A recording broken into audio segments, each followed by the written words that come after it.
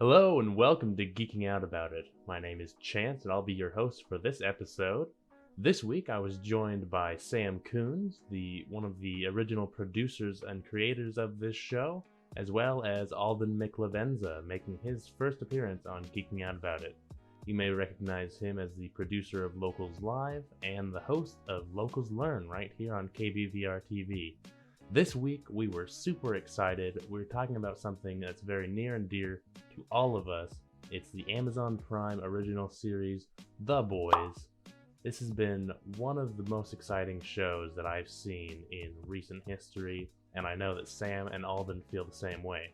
So, with that out of the way, let's jump into the episode, shall we?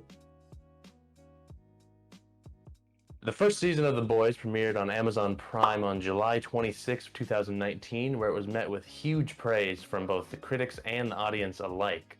The Boys follows a group of vigilantes known as The Boys, or the Spice Girls of the Underworld, as Sam called them, who basically work to track down and expose corrupt superheroes who work for a big corporate entity called Vought International. Now, heroes in the world of The Boys are basically like crime-fighting celebrities, not the same kind of thing that you would see in Marvel or DC where they do things for just reasons because it's just their moral duty as a citizen. No, in the world of The Boys, heroes are more motivated by wealth than anything else. They have a parent company named Vought, which creates a crime-fighting agenda, that they must strictly follow. And it really is all about marketing and movies and cereal boxes, and when there's a world like that, you know things are going to get dark quickly. It's essentially as if the Marvel heroes that we know and love from the movie theater were actually real, and we're still making movies and selling merch while also existing in the world and fighting crime.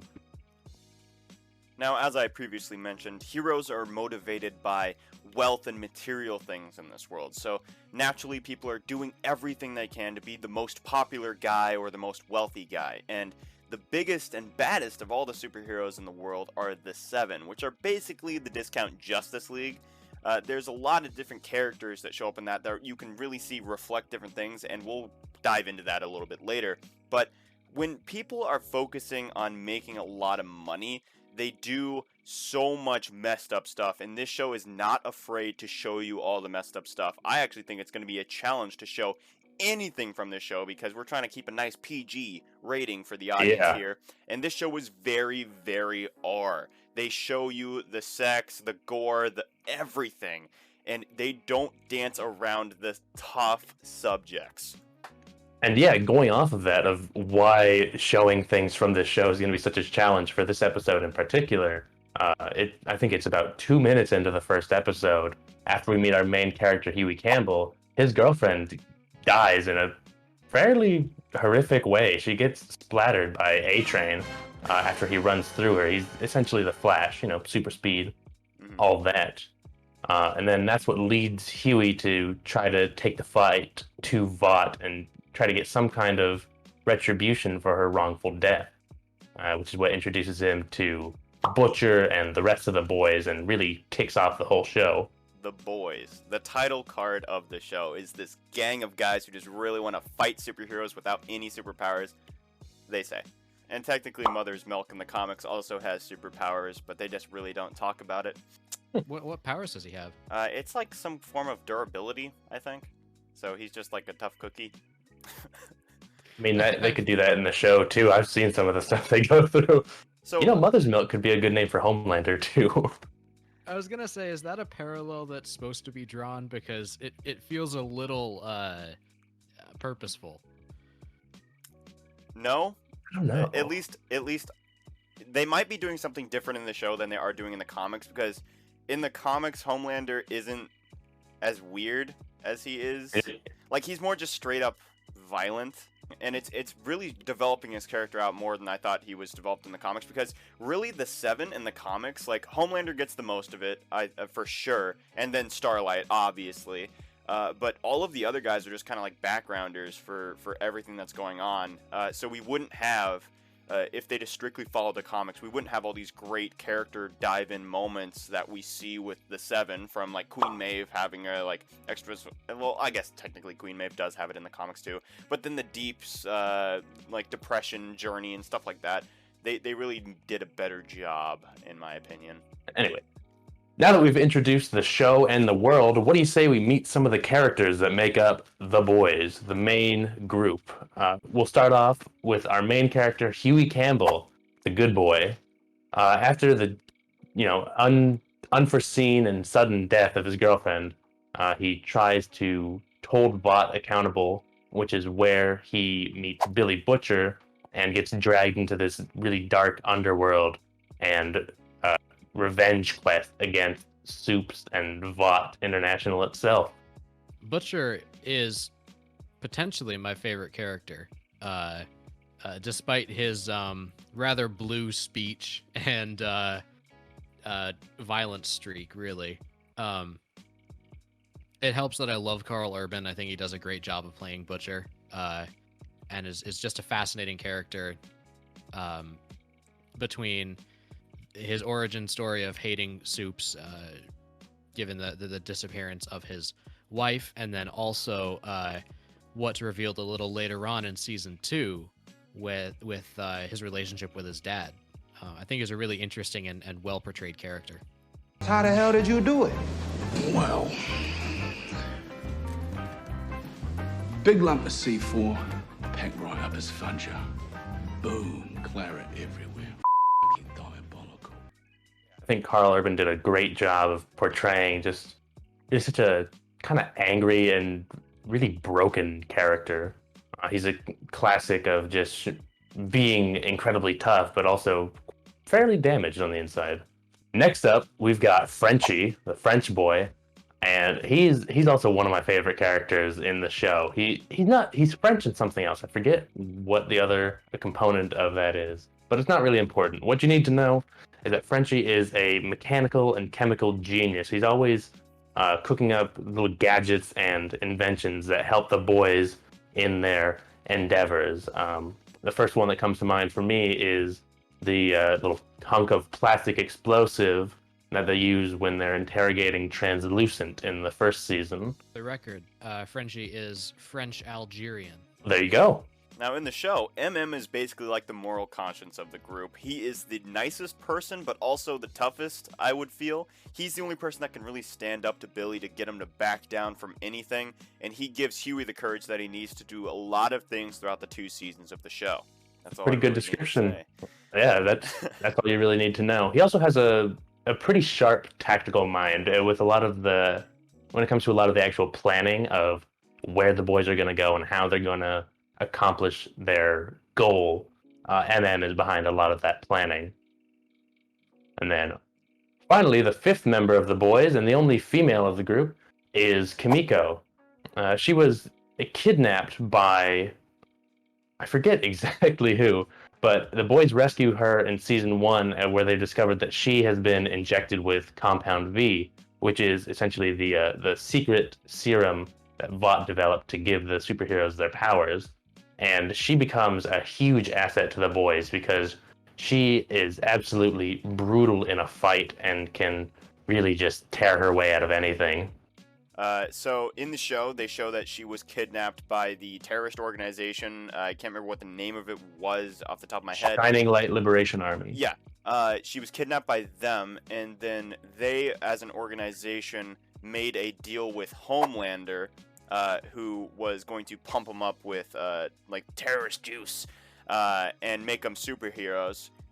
Which is why she was transported to America and held a prisoner by those very same guys, and just pumped full of Compound V, and it responded well with her, and then she was turned into the female. Right. Well, because it's important that you mentioned that it responded well with her, because as we see in season 2 at the Sage Grove Center, it doesn't respond well with everybody. The Compound responds a lot better to children. And that's why they're trying to kind of enhance it and make it so any adult can just jam it in their arm and become a full-on superhero. And some background on what we're talking about here. Compound V is this very interestingly developed chemical that, when injected into someone, gives them inhuman abilities. And it was actually developed by a Nazi scientist back in World War II, and he perfected it over very gruesome testing on the subjects, which were being killed during the Holocaust and all of those horrendous things of World War II. And he made a formula that was so strong that it made all military forces nothing. And instead of handing it over to any government in particular, he privatized it and turned it into a business, which the company became Vought. It's not just the public that they're hiding Compound V from, as we learned in season 2, that many of the superheroes themselves actually didn't know that their powers weren't natural. So the revelation that their powers were just a science experiment is kind of an identity crisis for a lot of the characters. And what's really interesting about it is that because none of the heroes knew that they had this chemical Compound V in their blood that made them superheroes, they have all the crises within themselves, but the implications that are revealed in season 2 with the character development of Homelander's son is that he wasn't made by the chemical, as far as I'm aware. He was a natural born kid. Right, yeah, that's an important part of what makes him so special, is he's the first natural born superhero. So what's gonna happen in the show with the knowledge that technically natural born heroes can be made? That's going to be interesting, and I'm very much looking forward to that. All right. Let's talk about the 7. Right. Let's meet the villains of the show, who are heroes in the world of the boys. We're talking about the 7.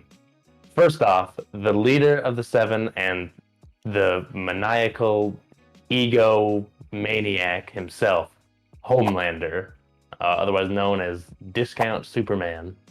Homelander controls the 7 with just fear and manipulation, as well as just the classic threat of laser eyes. He almost every scene where he wants to get something out of someone, he just flashes a little. And no one really wants to step out of line because they know that he is not only a psychopath, but he's a well-connected, powerful psychopath who can get anything he wants. So, next up we have Starlight, which is the only superhero that's really on the side of the boys. And she joins the 7 right at the beginning of season 1 because of one hero's departure named Lamplighter. And basically, she ends up meeting Huey, and they end up dating, and then one of the large drama points is when Butcher finds out that they've been dating. And eventually she ends up assisting the boys, and Homelander gets very suspicious of her, and that sets a whole secondary drama arc into motion. Up next, we have Queen Maeve, who is essentially Discount Wonder Woman, and she is far from the worst offender of the 7. She's actually fairly nice. It's just she has a terrible fear of Homelander and what he's capable of because she has seen it firsthand, and that makes her complicit in a lot of the really bad things that happen and that the 7 do. So it's not exactly fully her choice in the matter, but she is starting to lean out of her role as a enabler for Homelander. Right. One of the really great examples of her being kind of complicit in Homelander's villainy is in the plane during season 1. Yeah, that moment rocks. Yeah. Like, it is hard-hitting when we see what they have to go through in that moment, yeah. Next up in the 7, we have Translucent, rest in peace. Frankly, there's not really a whole lot to say about Translucent because, spoiler alert, he dies in the 2nd episode of the show. He's a perv. Yep, he is a big old pervert. You can say that about most of the guys in the 7, though. So next up we have A-Train, who's quite cunning and much smarter than people give him credit for. It comes up multiple times when he blackmails and manipulates people, really acting all on his own. And most of his motivation is to maintain the life of luxury that he's been given from being a soup, and one of the more famous of the 7 as well. Yeah, he's well, I mean, all of them are corporate, like marketing tools in some way, shape, or form. But A-Train has a lot of brand deals with, Nike, Under Armour, Adidas, etc., etc. Mhm. Up next, we have the Deep, and the Deep, to me, at least in the show, is one of the most interesting characters to follow. He has one of the most characterized visualizations of depression that I have seen in media like ever. It's like one of the best ones that I've seen. We see him go through a lot because he really is a terrible guy who breaks himself and just tries to redeem himself in so many ways that he just keeps failing at. And him being discount Aquaman, I think, just adds to it because people are now getting into Aquaman. People used to just make fun of him, and he's really that version that people make fun of. He's no Jason Momoa standing up there like destroying everything. No, he's like blonde hair, orange costume, Aquaman, and he is just trying his best. He's just Kevin. He's just Kevin. He's just He's Kevin. But also still like a terrible person. Oh, he's still awful. Yeah. He No, like sexually don't assaulted get me someone. wrong. Next up in the 7 is Black Noir. He is the epitome of silent but deadly. Actually, in the whole show, you never see him take off his mask or his costume. He's always just sitting in silence, and it's hard to really know much about his personality. What I do know, he is a very excellent fighter, and he's quite good at playing piano. That's a clip we can actually show. I'm just gonna.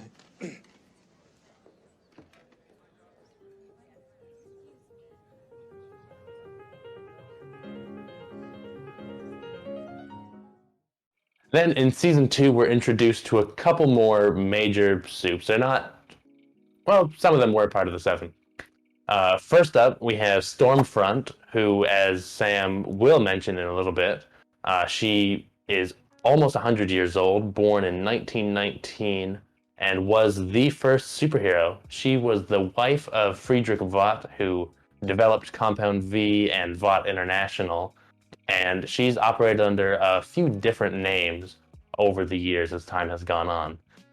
Like, I know a lot of the superheroes are bad in this show, but Stormfront's an actual Nazi, and that's no exaggeration at all.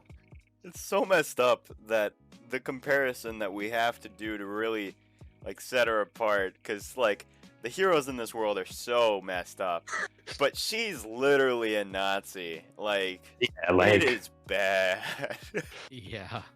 yikes. Then, in addition to Stormfront, we finally get to meet Lamplighter in season 2, the member who left the 7 at the beginning of season 1.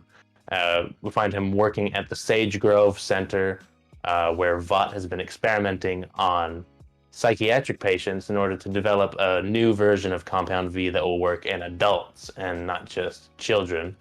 What I found very interesting about Lamplighter, at least in the TV adaptation of The Boys, is that they took him in a much more positive direction. Now, you might think, how is that possible? Because his arc was so messed up and depressing, and he was just working at a facility where they were creating superheroes. But in the comics, he was literally dead. He was a zombie that they brought back for like TV show appearances just to like wave his hand and then walk away because he was brainless. So yeah. Wow. Wow. Jesus. Oh my god, these comics sound insane. Fun fact, in the comics, a weird side effect of Compound V is that you couldn't die, at least not in the way if they got to you fast enough. They would inject some more stuff into you that would respond with your superhero powers and basically turn you into a brainless zombie that they would then use to make it seem like heroes are unkillable. So when heroes actually died, they just made them look like, oh, they're fine, they retired. Which is why when they started off the series with Lamplighter is retiring, because he was literally killed. So Wow. That's It'd really be interesting. I imagine it'd be a bit harder for them to do that with Translucent. yeah, it doesn't We're really not work. we're obviously not gonna show it, but just picture a man covered in like strawberry jam. Yeah, that's about what it looked like. And now Sam is going to go into a bit more detail about how the TV adaptation and the comic books differ. Yeah, so in the TV storyline, we are really following the journey of Huey and Billy and the rest of the boys as they're trying to take down Vought by exposing them, by exposing the compound and all that stuff. And we see Homelander going deeper and deeper down the rabbit hole. And for the most part, that tracks with the comics. But the biggest distinction is really with what the heroes are doing at any given time. In the show, we see Homelander actively killing people and just doing stuff, and it's really him. Like, he's going through and he's doing all this stuff. But in the comics, that is the biggest change. Homelander, towards the beginning, doesn't just walk around and just kill people and rip them in half and stuff like that. It is actually Homelander's clone, who is Black Noir.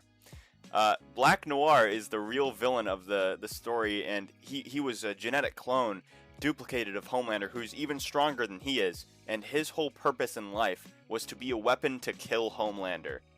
So he was trained up and told his entire life that if Homelander goes bad, you better kill him. And so he's like, alright, I'm waiting for the day that Homelander goes bad because this is my purpose in life. But Homelander wasn't going bad.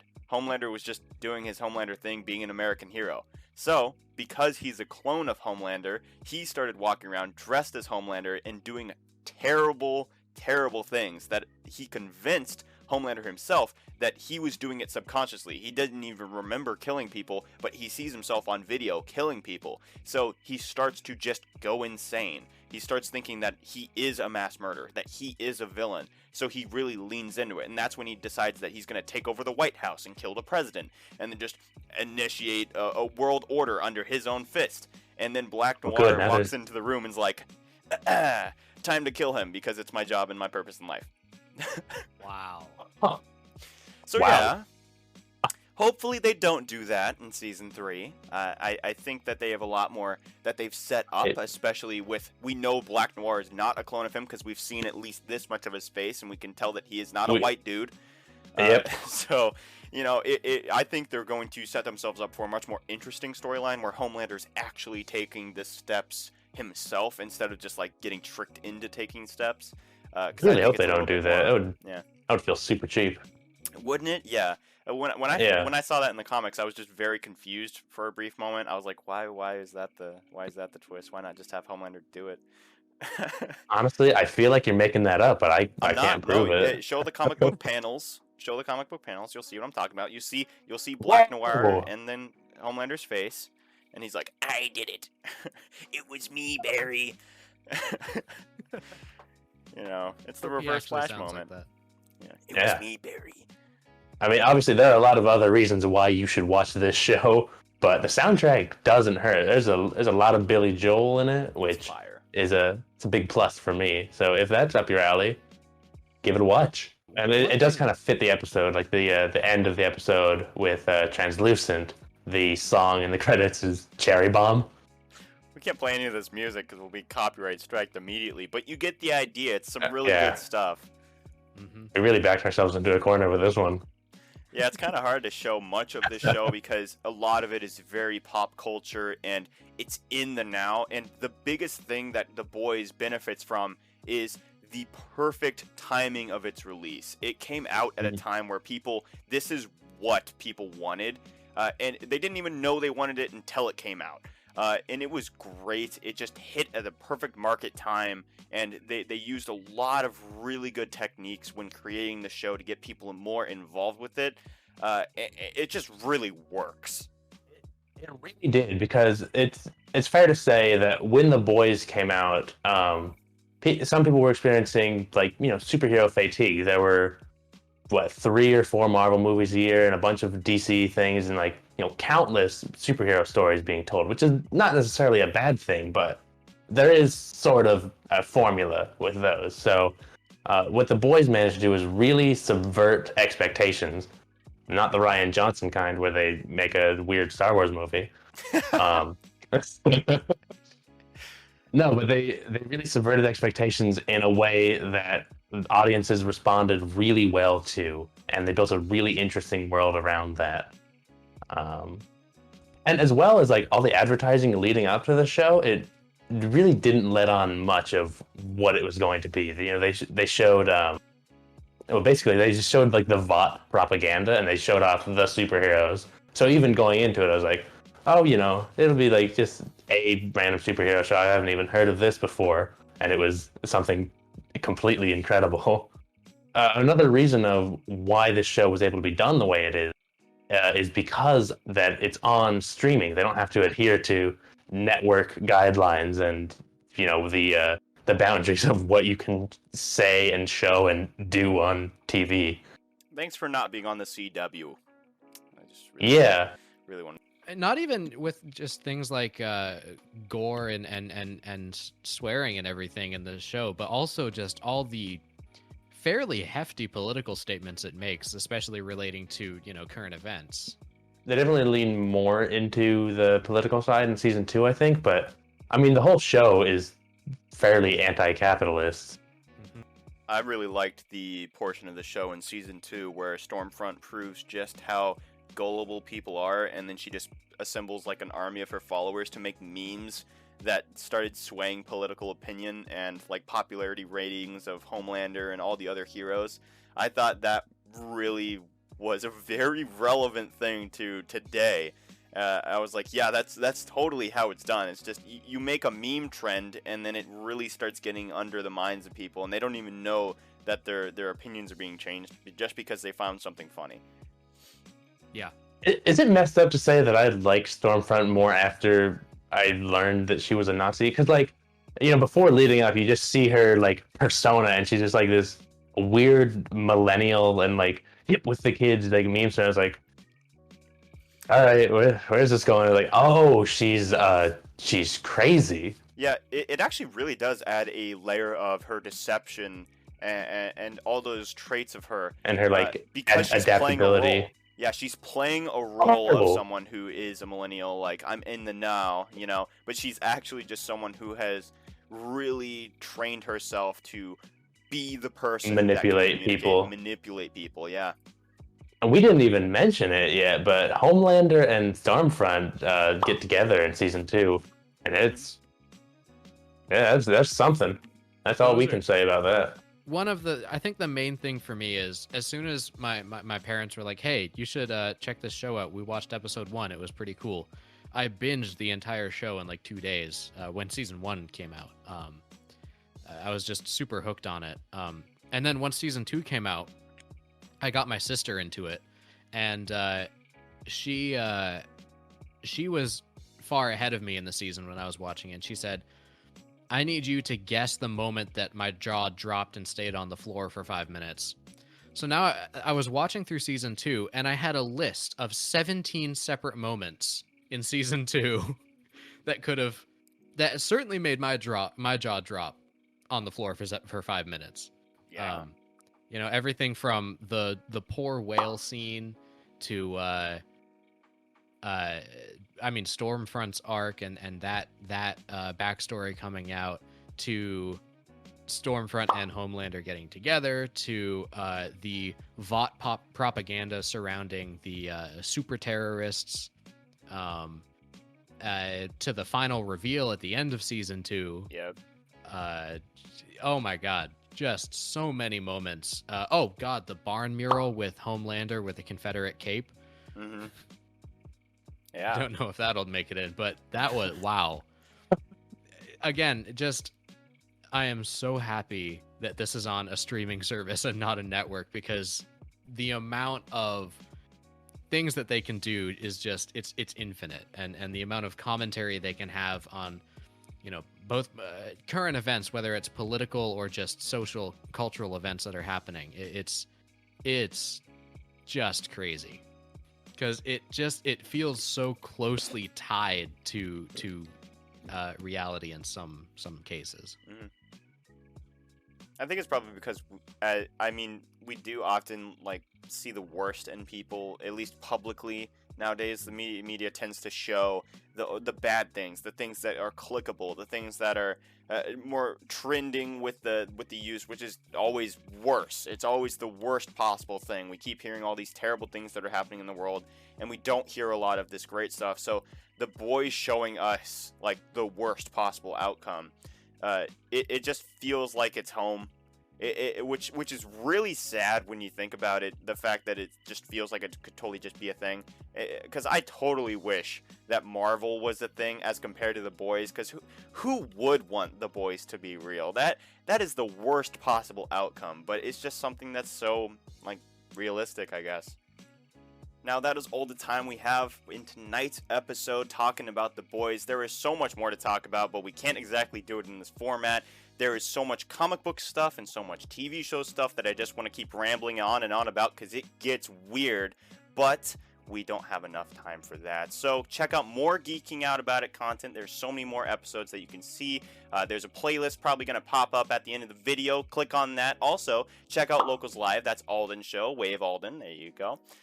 Find us on Twitter, which is probably going to be over here, Instagram right here, Facebook over here, and then up here there's also a Twitch that you can go and check out. There should be a little like name description right here. Go look it up because they do different videos and they stream different things, and it's a lot of fun, so go check that out. Thank you so much for watching and have a good day.